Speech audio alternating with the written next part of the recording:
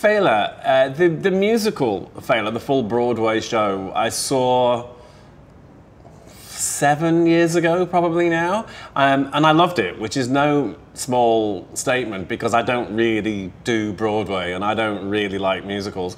And it was a fascinating show about a fascinating guy, Fela Kuti, being the first real superstar of world music. And his story is an interesting one for the fantastic music, but also the story of his life is pretty interesting too. And I always had a soft spot for this show.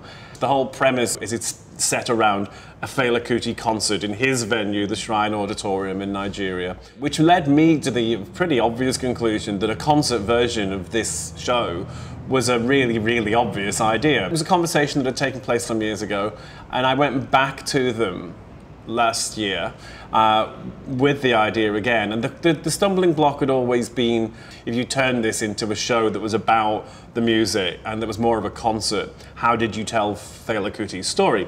And as it happened, as I went back, the Alex Dibney documentary, based on the life of Fela Kuti, but also based around the Broadway show, had just been finished. And so what we have is this wealth of archive material which will tell the story of Fela Kuti as projections in the concert version. So they are putting this together for us.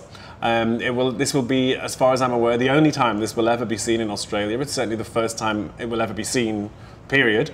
And it will focus very much on the real strength of the show and of the story, which is Fela Kuti's fantastic music. And it will be dressed in such a way that it's going to look like the Shrine Auditorium. So it's like you're going to Nigeria without getting on the plane.